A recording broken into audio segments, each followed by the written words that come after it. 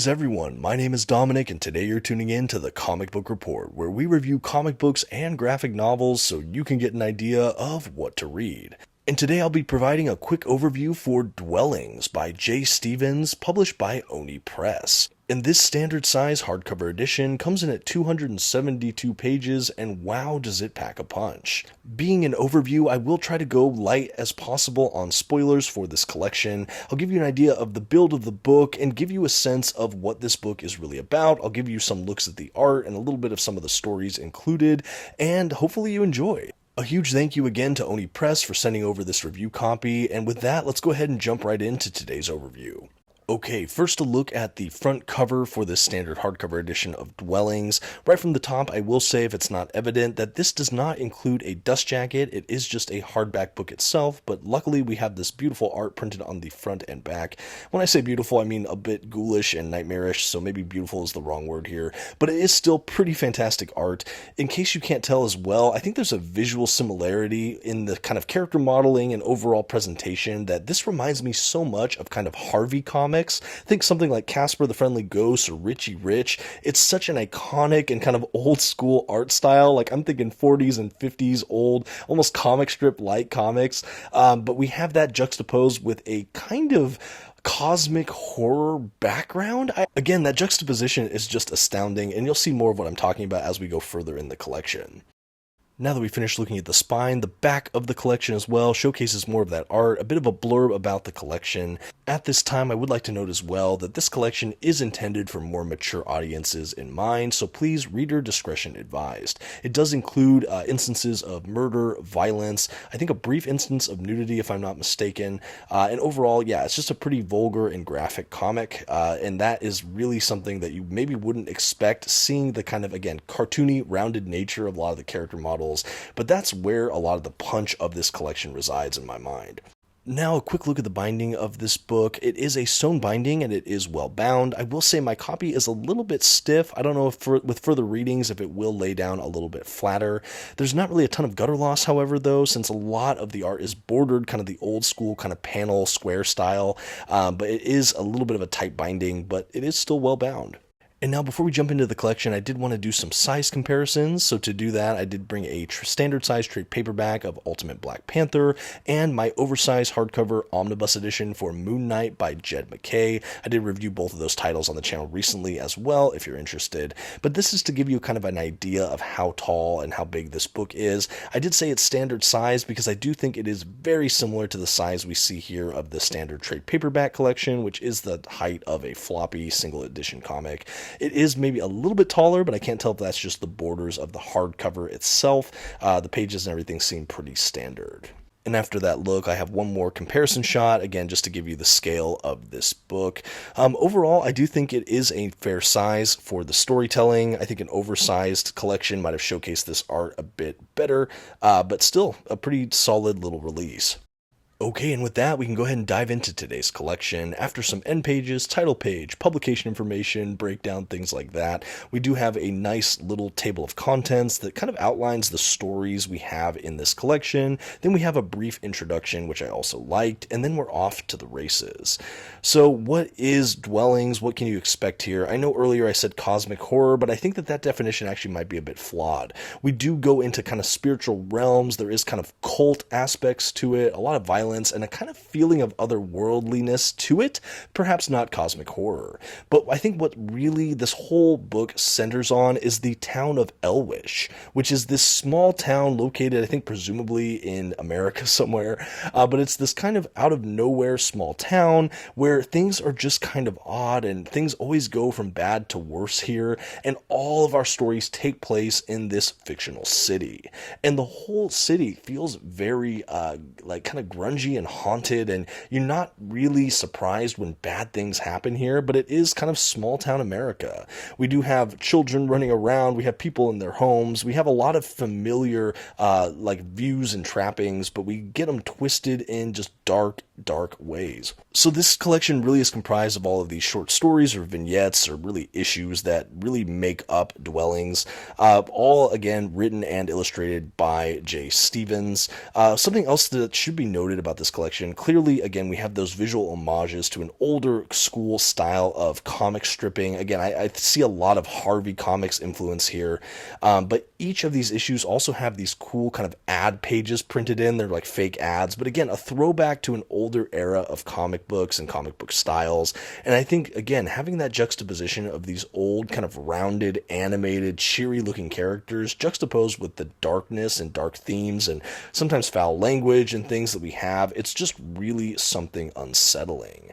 We have stories in this book. Again, I won't go into too many spoilers, but we have one where the crows of a small town may or may not begin to drive someone mad, or maybe function as kind of harbingers of death or murder. We have other ones where we hear voices from people that are these real entities, or what's going on? Is it a haunting? Is what's really happening here?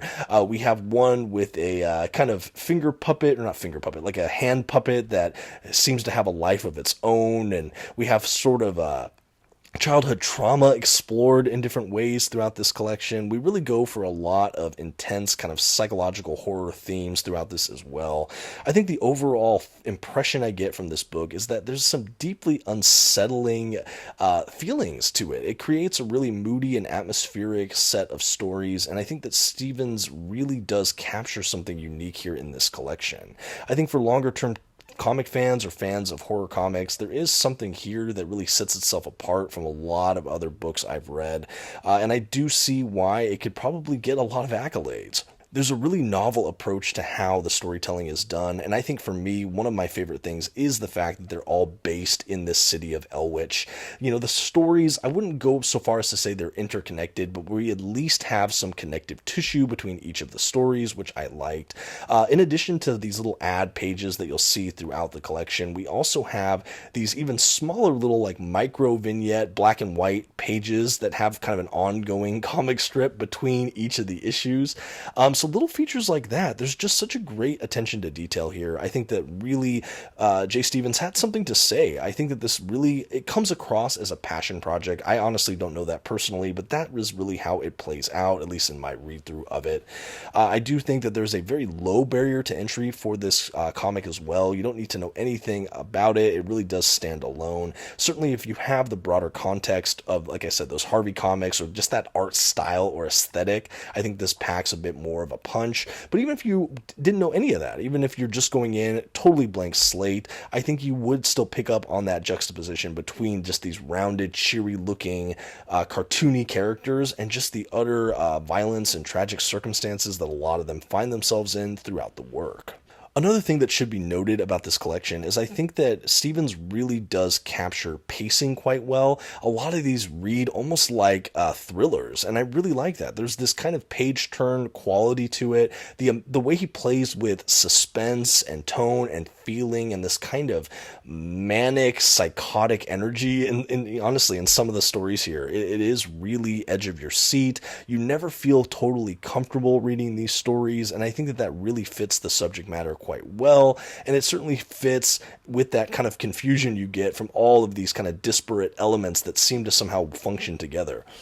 I think how the stories feel as well, if there's kind of an analog I could get in different areas of pop culture, I would say if you ever watch like Tales from the Crypt, there is an element of that in these stories as well. I almost could imagine the Crypt Keeper teeing off each of these stories. You know, it's like the dark Twilight Zone where you just have these kind of people getting caught up in these larger in life kind of horrific circumstances and kind of lead to just some kind of interesting ends, you know. And again, I won't spoil that here, but we go on a journey. I do think that breaking it down into vignettes or shorter, isolated in many ways stories was probably a better way to do this than one long, sprawling narrative. But again, you still have that connective tissue. The fact that they're all in Elwich, you do see some recurring characters, and overall, I did think that that was pretty well done. There's something so insidious with how unassuming Elwich often appears to, and even these characters. I think the darkness that some of them were capable of, it's just really striking and unsettling. I know I've maybe been a little redundant with that, but that is really a huge, huge thing that's on Front Street with this collection that you're going to see as you make your way into it. But yeah, definitely a memorable read. I think that this is something unlike anything I've read on the shelves recently. I think that it is very creative to mix this art style with this subject matter, and I think that it's a really novel approach. It's hard for me to speak any deeper on this book without going into spoiler territory, so I think I'll begin to leave you there. Toward the back of this collection, after we get through all the stories, we do have a nice kind of cover art gallery, which is always fun to see, and that really rounds out the collection for Dwellings from Oni Press. This is my first work I've ever read, at least to my knowledge, from J. Stevens, but it was definitely something that stands out. This is, again, not quite my flavor these days, but it was still a collection that has a lot of thought and care here, and I'm sure it will generate a huge audience base because it does hit a lot of key chords for a lot of fiction fans out there. It is a really, really fascinating book that blends so many different elements I would never have expected to see together, and I do think it is a bit of a marvel to look at. At the very back, we have a little bit of an about the author blurb, and that really is the end of Dwellings. A huge thank you again for those at Oni Press for sending me a review copy, and for all those out there, if you've read Dwellings, let me know what you think in the comments. Or if you've read anything else from J. Stevens, I'd be curious to see what else this creator has done. And thank you so much, everyone, for sticking around, and until next time, this has been the Comic Book Report. Please don't forget to leave a like, a comment, and maybe check out another video on your way out. Thanks so much, have a good one.